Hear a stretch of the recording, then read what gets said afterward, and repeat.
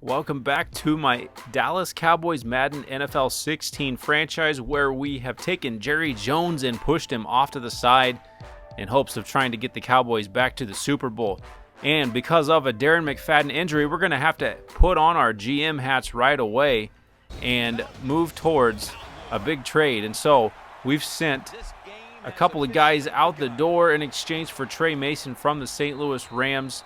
No one of serious significance, but it is a move we've got to make if we want to continue to compete on the ground, with Rod Smith not being a viable option at running back moving forward in the immediate future. And Tony Romo throwing 3 interceptions and somehow coming away with the victory for the Cowboys in the last episode. It contributed to a nice 2-0 start for the Cowboys, but that's not something that can continue. That cannot be a trend that happens week by week if we're going to continue to win games and make our way towards playoff position and ultimately trying to get back to the Super Bowl. So today's matchup against the Atlanta Falcons is going to be a crucial one as they come in undefeated, even though it's only through 2 games, but still a very good squad with a lot of talent in quarterback Matt Ryan and also Devontae Freeman in the backfield, who is multifaceted at running, receiving, and doing a little bit of everything, and plenty of skill at receiver with Julio Jones. And some question marks, though, on the defensive side. But early on, the Cowboys getting tested down the field. Matt Ryan throwing to Julio Jones, who was not able to make the catch, but is trying to draw the pass interference call. And, of course, he gets it. As we all know, the NFL loves their offense. They love their receivers, their quarterbacks, the passing game. And so pass interference is not something, whether it's ticky-tacky or really there or not, it's going to get called in favor of the offense most times. And so it sets up a nice 1st and goal for the Falcons early on, who are playing on the road in hostile territory.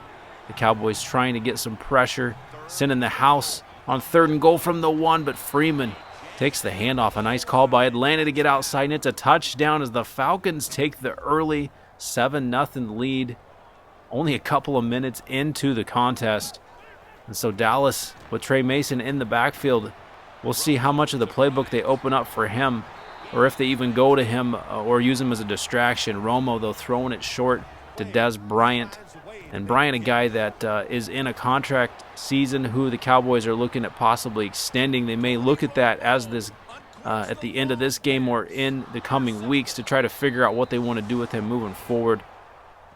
But in the meantime, they've got some other serious matters to take care of as Romo throws yet another interception. This one, a bit of his fault for throwing it into coverage, but at the same time it was bobbled into the air and then hauled in before it hit the ground. And so Atlanta, with that 1-score lead, is already moving down the field. They were stopped, had to punt, gives the ball back to Dallas, and here's your first look at Mason on the ground wearing that number 22, which we're probably going to have to change because you know nobody's coming into Dallas, especially at running back, wearing the number 22 of Emmitt Smith.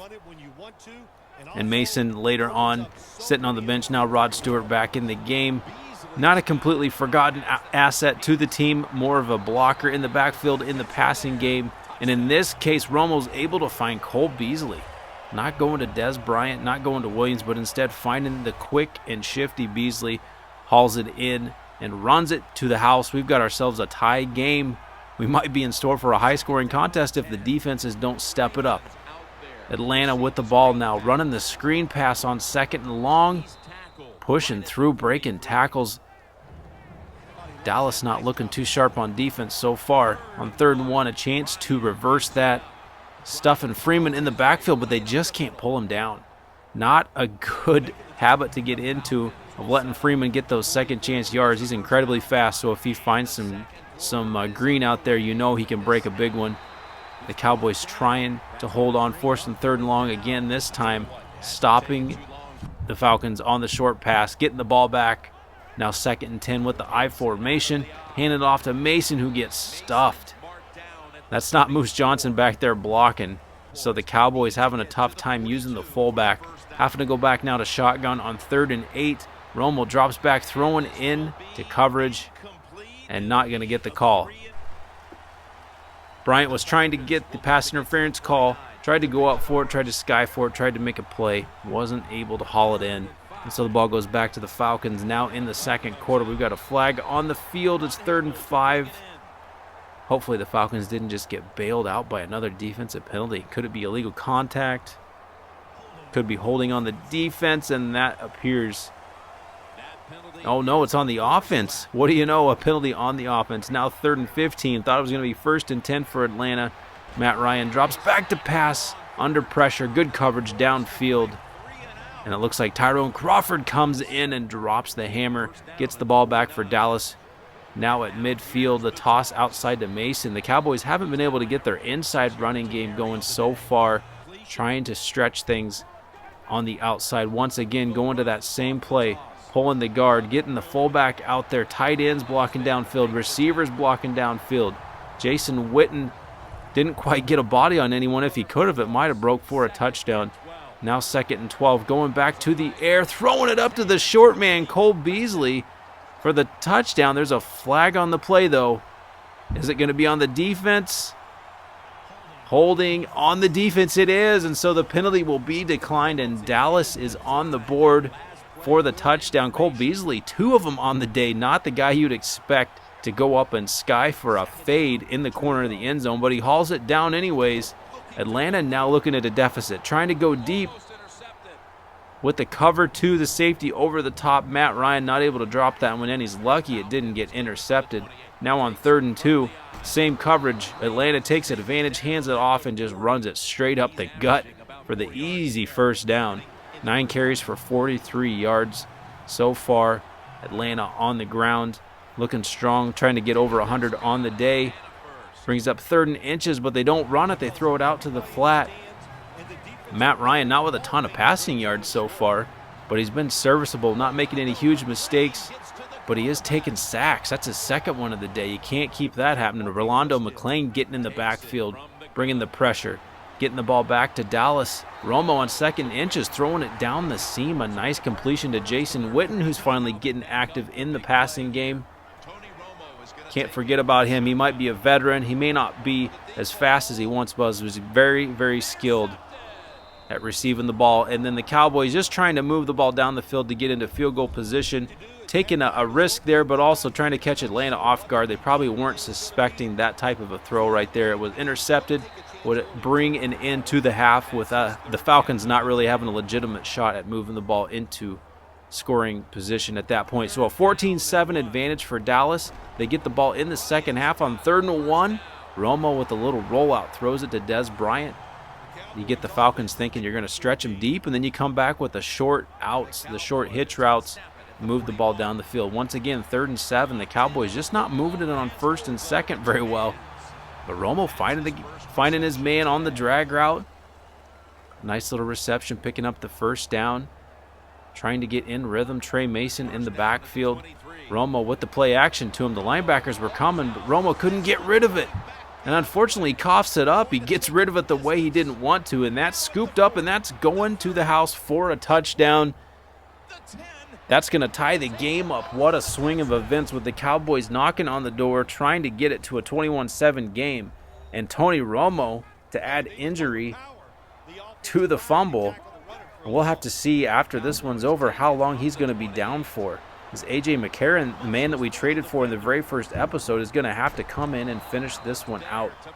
Romo will not be back in this game. And so the Cowboys now with a tie game, dependent on their backup quarterback who they traded for a week ago, dependent on their recently traded for running back in Trey Mason.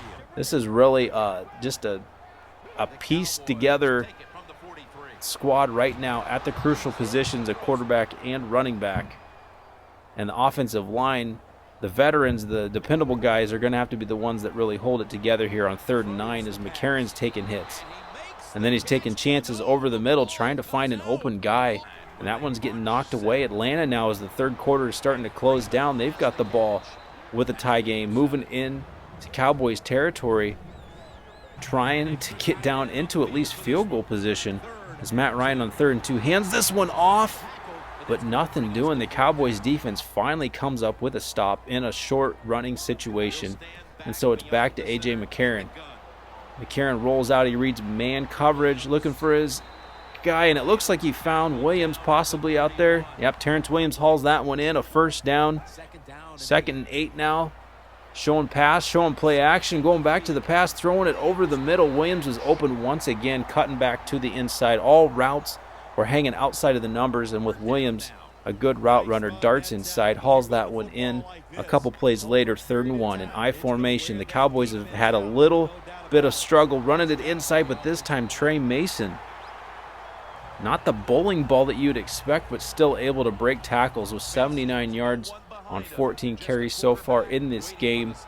Trying to stay fresh here in the 4th quarter. Going back to Mr. Reliable, Jason Witten at tight end, just dinking and dunking, picking up a few yards at a time. A.J. McCarron moves him down into field goal position, and they come away with 3, and it's back to Atlanta. Matt Ryan early on 1st and 10 makes a mistake. He underthrows his short route, and it's intercepted. A huge turn of events here. The Cowboys back with the ball, just trying to run clock, making sure that they come away with points. A touchdown is going to be huge if they can get it. Trey Mason sets up his blocks. He gets around the end, down to the 10-yard line.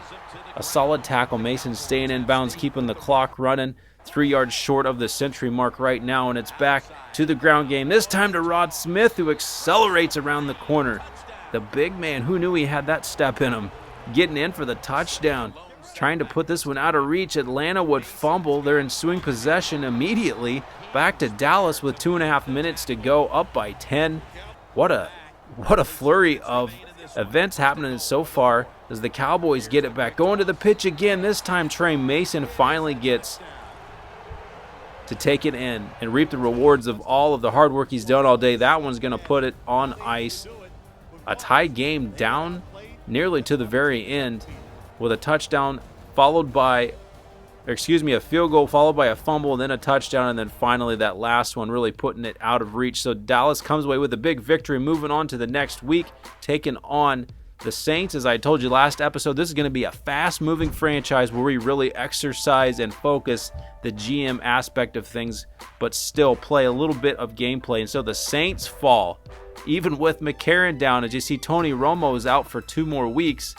We've also got another issue. Randy Gregory was arrested, but it's subsequently released for a DUI, and the league decided not to punish him. But in the front office, the Dallas Cowboys here, we've decided that we're going to suspend Gregory for a couple of games. And so he's going to be out for a couple of weeks, and that's going to cause a little bit of a rift within the organization. There's some guys that are in support of the decision, and there are some guys in the organization who also are not a big fan of it. And so guys like Barry Church, Romo, Jason Witten, they're in favor of the decision of the leadership. But Orlando Scandrick, Dez, and McClain have kind of voiced their concerns, and so there seems to be a little bit of a split with player morale. And it's going to be interesting to see how the team responds moving forward. And here you've got Dez Bryant having to put that aside, his differences, his frustrations, and try to sign a contract, which he does. He signs the extension, so apparently he wasn't so mad that he didn't want to stay with the Cowboys, but we'll have to monitor that situation going forward. Meanwhile, on the field, we've got Darren McFadden coming back from injury. We've got Tony Romo coming back from injury as well. And in the subsequent weeks since we've played Atlanta, we've beaten the Saints, we've beaten the Patriots, and then once again we've beaten the Giants. So we're sweeping that matchup, a big one divisionally in the year, and we're scouting guys. We're moving forward. Things are looking great. So if you're enjoying this series, make sure that you hit that like button, leave a comment below, and subscribe if you haven't done so yet. Check back soon, and we'll see you in the next episode.